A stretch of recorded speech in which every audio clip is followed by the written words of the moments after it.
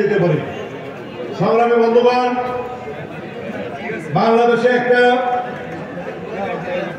ছাত্র শ্রমিক জনতার অভ্যুত্থান সংগঠিত হয়েছে। এর মধ্য দিয়ে এখানকার যে ফ্যাসিবাদ মাফিয়ারানি তারা পলায়ন করেছে, সঙ্গী সাথী সহ মসজিদের ইমাম থেকে সমস্ত এমপি সাথে নিয়ে মাফিয়ারানিরা দেশ ছেড়েছে। কিন্তু বাংলাদেশ এখনো মাফিয়া মুক্ত হয়নি, ফ্যাসিবাদ মুক্ত হয়নি। তাদের অনুচরেরা, তাদের সঙ্গী সাথীরা এখনো বাংলাদেশের উপরে শক্ত নখ দাবিয়ে বসে আছে।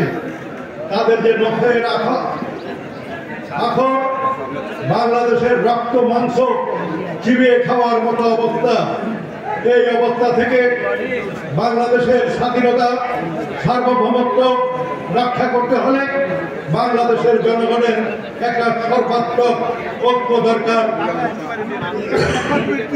একটা মানুষের ঐক্য দরকার, ক্ষমতাবী মেহনতি মানুষের ঐক্য দরকার।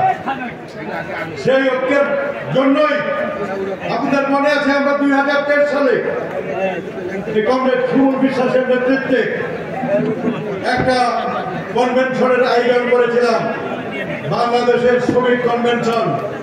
ওই মতিঝিলে হাজার হাজার শ্রমিক জনতার উপস্থিতিতে আমরা কিছু কর্মসূচি ঘোষণা করেছিলাম।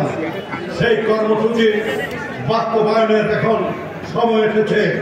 আসুন আমরা ঐক্যবদ্ধভাবে সেই কর্মসূচি বাস্তবায়ন করি।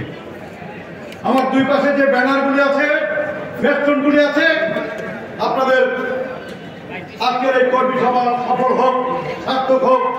আমরা এসেছি এখানে শহীদ আসিফ মিয়া এবং অন্যান্য শহীদদের সাথে, শহীদ পরিবারের সাথে আমরা যেন যোগাযোগ রক্ষা করতে পারি, আমরা যেন তাদের পাশে দাঁড়াতে পারি। আমাদের শ্রমিক দল, এসএসপির সকল সংগঠন যারা শ্রমিকদের পাশে থাকতে পারে, সেই জন্য আজকের এই কর্মী সভা। এই কর্মী সভায় কেন্দ্রীয় নেতৃবৃন্দ উপস্থিত আছেন। অ্যাডভোকেট শিমুল বিশ্বাস বক্তব্য রাখবেন। আমি শুধু এইটুকু কথা বলতে চাই, ঐক্য ঐক্য ঐক্য ছাড়া আর কোনো পথ নাই, কোনো বিকল্প পথ নাই। বাংলাদেশের স্বাধীনতা সার্বভৌমত্ব টিকিয়ে রাখতে হলে শ্রমিক শ্রেণীকেই ঐক্যবদ্ধ হতে হবে এবং শ্রমিক শ্রেণী ছাড়া এই দেশটা রক্ষা করার জন্য আর কেউ নেই নেই নেই নেই। শ্রমিক শ্রেণী যারা আছে, শ্রমিক শ্রেণী ছাড়া যারা আছে, তারা আখের গোছানোর তালে থাকে। সেই আখের গোছানোওয়ালারা বাংলাদেশটাকে টিকিয়ে রাখতে পারবে না। এখানে ভারত যেভাবে আমাদের সার্বভৌমত্ব নষ্ট করার জন্য এই বাংলাদেশটাকে সিকিম বানানোর প্রচেষ্টা করছে, সেই ভারতীয় সম্প্রসারণবাদের বিরুদ্ধে আমাদের সমগ্র জনগণকে ঐক্যবদ্ধ হতে হবে, ঐক্যবদ্ধ হতে হবে, ঐক্যবদ্ধ হতে হবে। ঐক্যবদ্ধ হওয়ার বিকল্প আর কোনো পথ নেই। এ হলো এসএসপির পক্ষ থেকে শ্রমিক শ্রেণীর প্রতি আমাদের মেসেজ।